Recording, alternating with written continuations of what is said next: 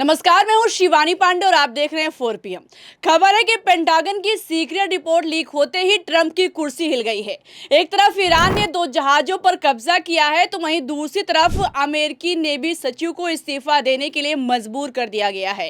तो कैसे ईरान से हुई हार की रिपोर्ट को दबाने के लिए ट्रंप ने पूरी ताकत लगाई और पेंटागन की इंटरनल रिपोर्ट लीक होते ही कैसे बवाल खड़ा हो गया है, इस पर जानकारी देने के लिए हमारे साथ प्रियंका जी मौजूद हैं। प्रियंका जी, पहले अचानक से आर्मी चीफ का इस्तीफा और अब अचानक से ट्रंप ने नेवी सचिव को सस्पेंड कर दिया, आखिर चल क्या रहा है? काफी कुछ से ज्यादा चल रहा है शिवानी। सूत्रों की माने तो बौखलाए डोनाल्ड ट्रंप ईरान पर न्यूक्लियर अटैक करना चाहते हैं, लेकिन अमेरिकी सेना ने बगावत कर दी है। तो कैसे आर्मी चीफ और नेवी सचिव को सस्पेंड करके डोनाल्ड ट्रंप ने ईरान पर खतरनाक अटैक करने का प्लान बनाया है और पेंटागन ने कैसे पूरी पोल पट्टी खोल कर रख दी है, आपको रिपोर्ट समेत डोनाल्ड ट्रंप का खेल बताएंगे। लेकिन खबर में सबसे पहले शुरुआत IRGC ने कैसे ट्रंप को मुंह दिखाने लायक नहीं छोड़ा है, उस खबर से करते हैं। आपको बता दें कि बड़ी खबर निकलकर सामने आई है। अल जजीरा ने बाकायदा इस खबर को ब्रेक किया है और डोनाल्ड ट्रंप ने एक बयान दिया है जिसने पूरी दुनिया में तहलका मचा कर रख दिया है। ट्रंप का कहना है कि Trump does not see Iran seizure of ship as ceasefire violation. मतलब डोनाल्ड ट्रंप का कहना है कि जो ईरान ने 2 जहाज कब्जे में लिए हैं, इससे किसी तरह के कोई सीज फायर का उल्लंघन नहीं हुआ है। आपको बता दें शिवानी कि ठीक एक दिन पहले ईरान की तरफ से स्टेट ऑफ हॉर्मोज पर 2 जहाजों को अपने कब्जे में लिया गया। इंटरनेशनल मीडिया ने इस खबर को कवर किया कि अमेरिका का ब्लॉकेड स्टेट ऑफ हॉर्मोज पर पूरी तरीके से फेल हो चुका है और IRGC ने एक तरीके से अपने आप को सुपर पावर के तौर पर दर्ज किया है।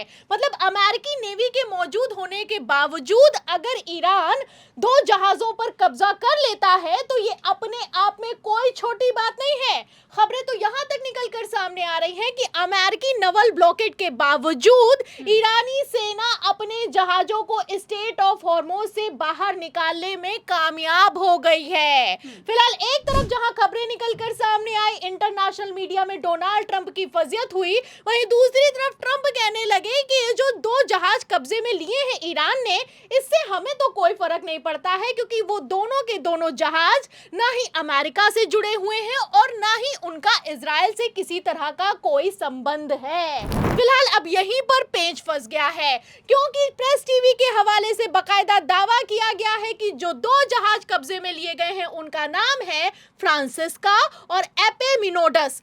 आपको बता दें ये जो फ्रांसिस्का है इसका इजराइल से कनेक्शन है, लेकिन ईरानी कब्जे में आने के बाद से इजराइल की भी बोलती बंद हो गई है। आप देख सकती हैं कि बाकायदा वीडियो जारी करते हुए कैसे अमेरिका की इंटरनेशनल फजीहत करके दिखाई है ईरान ने। वीडियो में साफ दिखाई दे रहा है कि ईरानी जहाज आते हैं और 2 जहाजों पर चढ़ जाते हैं, बंदूक की नोक पर जहाज कब्जे में लिए जाते हैं, जहाज का जितना भी क्रू मेंबर है उसको अपने कब्जे में लिया जाता है। मतलब ये अपने आप में कोई छोटी बात नहीं है। आप देख सकती हैं कि अमेरिकी नवल ब्लॉकेड होने के बावजूद IRGC अपने कमांड पर पूरी तरीके से कामयाब दिखाई दे रही है। फिलहाल जहां एक तरफ ये तस्वीरें निकलकर सामने आई हैं, वहीं दूसरी तरफ मैं आपको बता दूं कि डोनाल्ड ट्रंप की पूरी दुनिया में फजीहत हो रही है। एक तरफ ट्रंप की फजीहत हुई है, वहीं दूसरी तरफ अचानक से अमेरिकी नेवी सचिव को सस्पेंड कर दिया गया है। आपको बता दें कि ट्रंप ने अपनी इज्जत बचाने के लिए अमेरिकी नेवी सचिव को उसके पद से बर्खास्त कर दिया है। जबकि मैं आपको बता दूं कि अमेरिकी नेवी ने पहले ही कह दिया था कि अगर कोई भी जहाज स्टेट ऑफ हॉर्मोज पर उतारा जाएगा तो उसको बचाना तो दूर की बात है, हम उसको एस्कॉर्ट तक नहीं कर पाएंगे। लेकिन फिर भी डोनाल्ड ट्रंप ने कैसे स्टेट ऑफ हॉर्मोज को ब्लॉक करके रखा है, आप जानती हैं। फिलहाल अब यहीं पर फजियत हो रही है और इसी फजियत से बचने के लिए अमेरिकी नेवी सचिव जॉन सी पहलन को उनके पद से हटा दिया गया है। मतलब पहले जंग के बीचों बीच आर्मी चीफ जॉर्ज रेंडी का इस्तीफा लिया गया और अब नेवी सचिव को उसके पद से हटा दिया गया। ये जंग के बीचों बीच हो रहा है। इससे आप समझ सकती हैं कि डोनाल्ड ट्रंप कितना बौखला रहे हैं। फिलहाल डोनाल्ड ट्रंप की बौखलाहट का अंदाजा तो इस बात से लगाया जा सकता है कि CIA एनालिस्ट ने यहां तक खुलासा कर दिया है कि डोनाल्ड ट्रंप का बस चले कि तो वो आज ही ईरान पर न्यूक्लियर बम गिरा दें, लेकिन अमेरिकी सेना ने बगावत कर रखी है। और ये कोई हवाई बातें नहीं है, खबरें भी चलाई जा रही हैं। मिरर बाकायदा इंटरनेशनल मीडिया की तरफ से इस खबर को ब्रेक किया गया है और उसमें लिखा भी हुआ है कि Donald Trump blockade from accessing nuclear course by US military general. तो ठीक एक दिन पहले अमेरिकी आर्मी जनरल की तरफ से बयान निकलकर सामने आया कि हमने ट्रंप की गुलामी की नहीं बल्कि अमेरिकी संविधान की शपथ ली है। और उसके बाद आप देख सकती हैं कि किस तरीके से खबरें सोशल मीडिया पर वायरल हैं कि अब अमेरिकी सेना ने ही ट्रंप के खिलाफ खुली बगावत कर दी है। मतलब अमेरिका के मिलिट्री जनरल हैं डैन कैन, उन्होंने तो बाकायदा मीटिंग में खड़े होकर कह दिया कि ईरान पर किसी तरह का कोई न्यूक्लियर अटैक नहीं होगा। मतलब ट्रंप हार के डर से और फजियत के डर से इतना बौखला रहे हैं कि अब ईरान पर न्यूक्लियर अटैक तक करना चाह रहे हैं। ये अमेरिकी रिपोर्ट के हवाले से खबरें निकलकर सामने आई हैं। आपको बता दें कि पेंटागन की भी एक रिपोर्ट निकलकर सामने आई है जिसने डोनाल्ड ट्रंप के सारे झूठ की पोल पट्टी खोलकर रख दी है। पेंटागन का कहना है कि डोनाल्ड ट्रंप भले ही कह रहे हो कि ईरान की सेना खत्म हो गई है, लेकिन ऐसा बिल्कुल भी नहीं है। मतलब कि ईरान की जितनी भी मिलिट्री कैपेबिलिटीज हैं वो पहले से और भी ज्यादा मजबूत दिखाई दे रही हैं। इतना ही नहीं, ईरान के पास अभी इतना हथियार मौजूद है कि वो लंबी जंग के लिए तैयार है। वहीं दूसरी तरफ अमेरिका हथियारों की शॉर्टेज से जूझ रहा है। आपको बता दें खबरें तो यहां तक निकलकर सामने आ रही है कि अमेरिका ने जितना भी ईरान पर हमला किया है उसके बावजूद भी ईरान अभी भी पूरी तरीके से मजबूत दिखाई दे रहा है।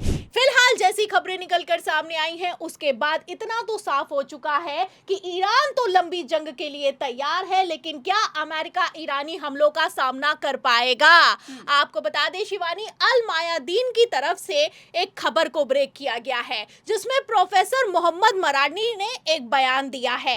ये जो प्रोफेसर मरांडी हैं, ये जब इस्लामा में बातचीत हुई थी तो उस बातचीत में भी शामिल हुए थे। फिलहाल उस बातचीत के बाद उन्होंने खुलासा करते हुए कह दिया है कि इस बार अगर जंग हुई तो ये पहले से और भी ज्यादा डिस्ट्रक्टिव होने वाली है, खतरनाक होने वाली है। क्योंकि डोनाल्ड ट्रंप ने जिस तरीके से ईरान की सिविलाइजेशन को खत्म करने का बयान दिया है, इसके बाद ईरान अब और भी ज्यादा खतरनाक अटैक करने वाला है। तो ईरान की पूरी तैयारी दिखाई दे रही है और कितनी तगड़ी तैयारी है ईरान की, इसका अंदाजा तो इस बात से लगाया जा सकता है कि IRGC ने बाकायदा वीडियो जारी करते हुए कह दिया है कि नवल ब्लॉकर से कुछ नहीं होता, हम तो दूसरे जहाजों पर, इजराइल के जहाजों पर उस पर चढ़कर उसको अपने कब्जे में लेने में अभी भी कैपेबल है। तो फिलहाल जैसी तस्वीरें निकलकर सामने आई हैं, जैसे स्टेट ऑफ हॉर्मोज पर ईरान की बादशाहत कायम है, ऐसे हालातों में डोनाल्ड ट्रंप डरा कर धमका कर ईरान को झुकने के लिए मजबूर नहीं कर सकते हैं। फिलहाल एक तरफ जहां ईरान और भी ज्यादा पहले से खतरनाक हो गया है, वहीं दूसरी तरफ गल्फ स्टेट्स को खाली करने के आदेश पारित कर दिए गए हैं। इससे आप समझ सकती हैं कि अब जंग पहले से और भी ज्यादा खतरनाक मोड़ पर आकर खड़ी हो गई है। फिलहाल डोनाल्ड ट्रंप की तरफ से जो लेटेस्ट बयान निकलकर सामने आया है उसमें ट्रंप ने कहा है कि शुक्रवार को दूसरे दौर की बातचीत हो सकती है। फिलहाल इस बातचीत में अगर ईरान नहीं शामिल हुआ तो डोनाल्ड ट्रंप की इंटरनेशनल फजियत होने वाली है। आपको बता दें शिवानी, इसी फजियत से बचने के लिए जब पहले इस्लामाबाद में बातचीत का दौर ऑर्गेनाइज किया गया तो अचानक से डोनाल्ड ट्रंप सीज फायर करके भाग खड़े हुए जब ईरान बातचीत की टेबल पर नहीं आया और ईरान ने झुकने से साफ इनकार कर दिया, तो मजबूरन डोनाल्ड ट्रंप की तरफ से अनिश्चित काल के सीज फायर का ऐलान किया गया है। फिलहाल पहले तो सीज फायर का ऐलान कर दिया गया था।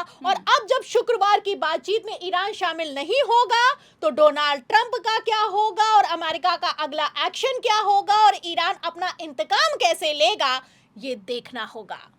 तो सीज फायर से लेकर हॉर्मूज पर ब्लॉकेड में फेल हो चुके ट्रंप क्या शुक्रवार को ईरान को बातचीत की टेबल पर लाने में कामयाब हो पाएंगे या फिर ये जंग और खतरनाक मोड़ पर आने वाली है? इस सवाल के जवाब पर, इस पूरी चर्चा पर आपको क्या लगता है, अपनी राय बताइएगा। वीडियो को लाइक और शेयर कीजिएगा, ज्वाइन कीजिएगा। देखते रहिए 4 PM। नमस्कार।